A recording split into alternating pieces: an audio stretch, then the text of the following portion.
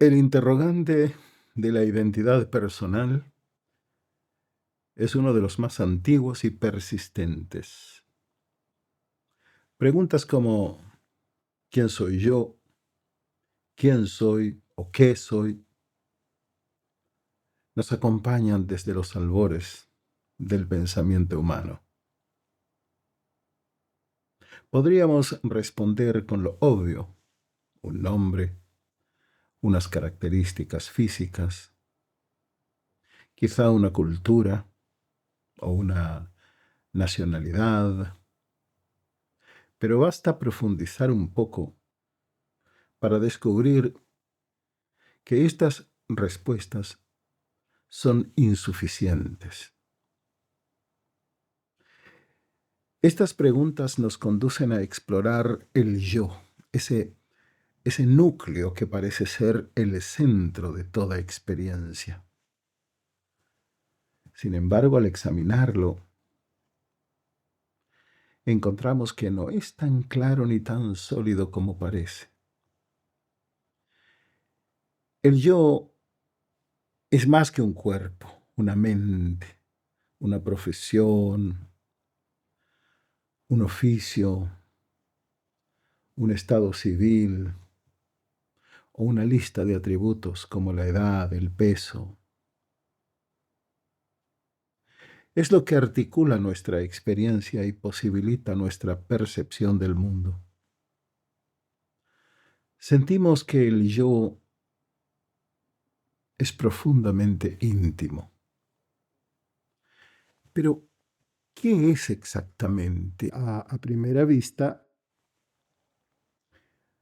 parece coincidir con nuestro cuerpo físico o con los pensamientos, con las emociones y con recuerdos asociados a nuestra mente. A menudo decimos, este soy yo, así soy yo. Pero si observamos con detenimiento, descubriremos que tanto el cuerpo como la mente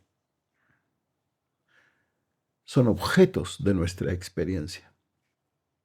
Piensa en esto. Cuando dices, siento mi cuerpo, o soy consciente de mis pensamientos, estás haciendo una distinción. Esto significa que ni el cuerpo ni la mente son el yo esencial, sino que son fenómenos que ocurren, que podemos percibir, pero no son el sujeto último que los conoce.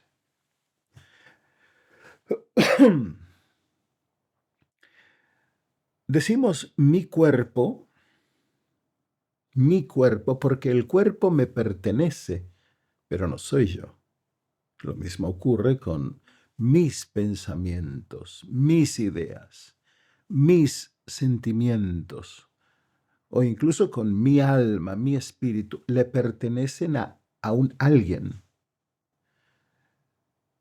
¿Mm?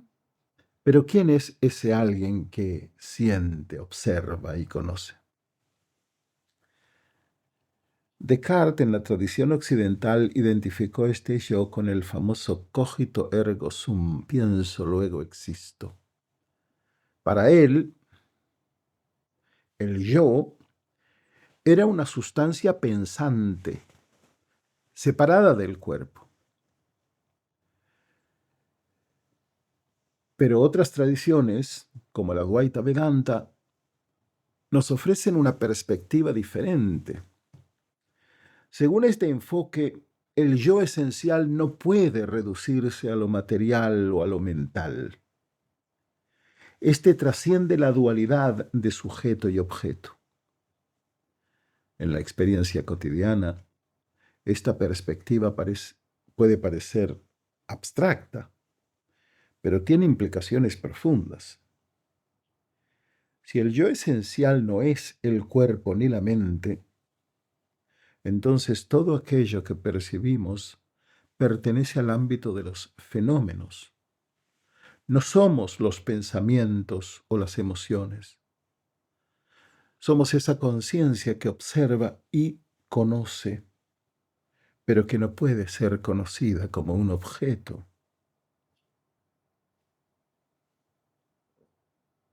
Esto nos lleva a una conclusión poderosa. Esa conciencia no puede definirse con categorías comunes. No es un pensamiento, ni una emoción, ni un recuerdo. Es aquello que posibilita que todo sea conocido.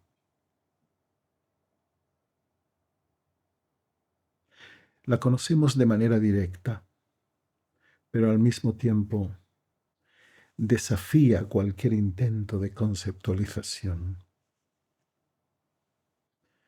Este descubrimiento tiene consecuencias enormes, tanto para nuestra manera de conocer como para cómo vivimos. En el ámbito del conocimiento, cuestiona las divisiones tradicionales entre quien observa y lo observado.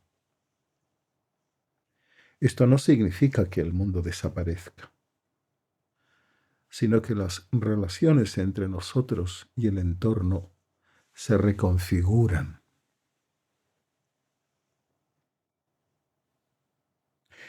Nos reconocemos como parte de una totalidad donde sujeto y objeto coexisten de manera interdependiente. En el ámbito existencial, esta comprensión nos ofrece una perspectiva liberadora. Si no estamos limitados, no sufrimos las restricciones del cuerpo y la mente. Las experiencias de dolor, envejecimiento o muerte, aunque reales, pierden su carácter absoluto. Esto no es una negación de nuestras vivencias humanas. Es una invitación a verlas desde una perspectiva más amplia. A menudo, nuestra identidad parece una continuidad narrativa, recuerdos del pasado, expectativas del futuro. Pero estos recuerdos y proyecciones son fragmentos, son como piezas sueltas que ensamblamos en una historia mientras que el testigo permanece, permitiendo que esas piezas sean vistas. En palabras del Ashtavakra Gita, Natvam deho nate deho bhaktakartana va bhavani. No eres el cuerpo, ni el cuerpo es tuyo. No eres el que experimenta ni el que actúa. Eres de la naturaleza de la conciencia. Siempre el testigo, sin apegos, vive feliz. Si no eres el conocedor y no eres lo conocido, ni el acto de conocer, las categorías tradicionales de sujeto y objeto se desmoronan, colapsan, sugiriendo que eres una totalidad que incluye y supera estas divisiones. En última instancia, realizamos que no existe un yo que fragmente nuestra experiencia. Descubrimos la integración que esfuma las distinciones entre yo aquí y el mundo allá. Yo aquí y el mundo allá. ¿Mm? Yo aquí en el interior de un cuerpo, ¿mm?, y el mundo allá afuera. La otredad. Esta unidad subyacente revela que todo está íntimamente conectado. La exploración del yo o la autoinvestigación, denominada Atmavichara en sánscrito, no es un ejercicio intelectual. Es una invitación a liberar nuestras identificaciones limitantes y abrazar una visión más clara de nuestra naturaleza esencial.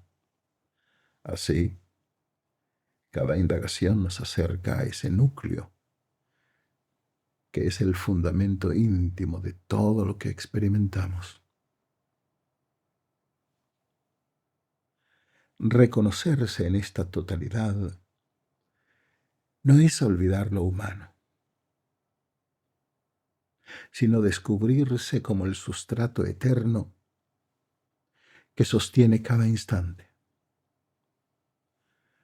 como un río que fluye sin dejar de ser agua.